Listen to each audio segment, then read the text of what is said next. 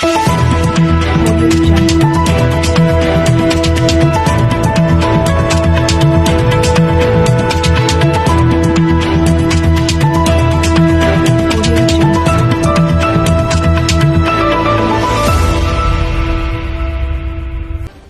voice of truth, the voice with no bias, the undefeated newscast station in the nation. This is ATP in your television. Time check, it is already 4:35 in the afternoon. I am your news reporter, Alea Ray Dionisio, with this breaking news.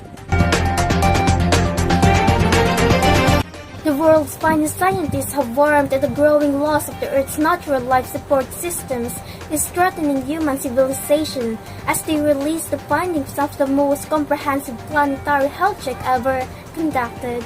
According to the UN Global Assessment Study, nature is being destroyed at a rate tens to hundreds of times faster than the average over the past 10 million years. From coral reefs flickering out beneath the oceans to rainforests desiccating into savannas. The IPCC forecast predicts that if climate change continues at its current rate, temperature will probably rise. By the end of the century, the glaciers will have melted and sea levels are predicted to rise by 10 to 32 inches or more. On the map, there are a number of places that are most likely to sink and vanish if climate change keeps up.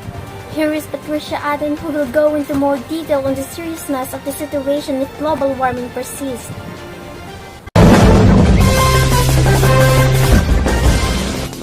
Good day everyone, I am Patricia Aton and I will explain what at stake if global warming continues. If we don't stop global warming, there will be sea level rise, flooding, heat waves, etc. Sea level rise is the one of the most damaging aspect of our warming climate.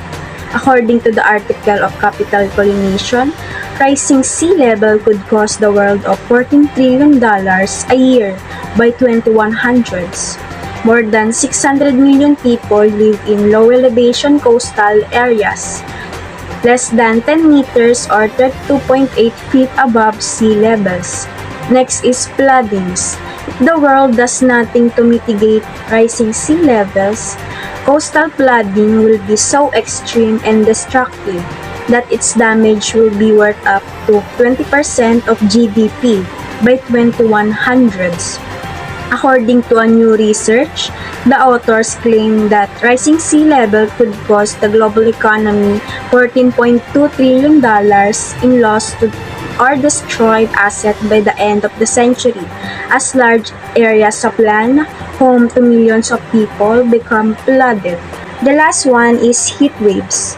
According to a study published in the journal Science Advances, global warming-related heat waves have already cost the economy an estimated $16 trillion. Since the early 1990s, one of the most obvious implications of global warming is an increased extreme heat. Extreme heat brought on the human-driven climate change is the causing significant economic loss right now. Here's Tristan Tijoso to explain the computation of sea level rise, floodings, and the heat waves. In terminology, sea level rise refers to an increase in ocean level as a consequence of global climate change because it releases carbon dioxide and other heat-trapping gases into the atmosphere. Burning fossil fuels is one of the factors contributing to global warming. The bulk of this heat is then absorbed by the seas. Water expands as it becomes warmer. As a result, ocean levels are increasing everywhere.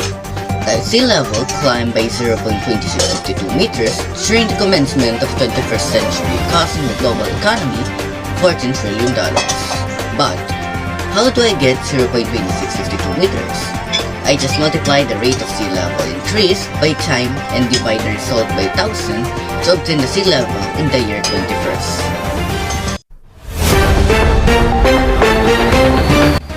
Climate change and severe weather have always been a component of human existence. We have adapted to both significant and minor changes over the past 10,000 years in temperate, largely constant environment. Expected climatic extremes have become part of our daily routine.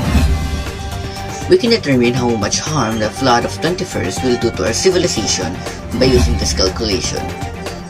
Since our rate of sinking is 2 inches per year, I multiplied that number by 100 years and divided it by 12 to determine how far the water will rise above the Earth's surface, and the answer is 16.6 feet, which is physically challenging for us to carry out our daily activities.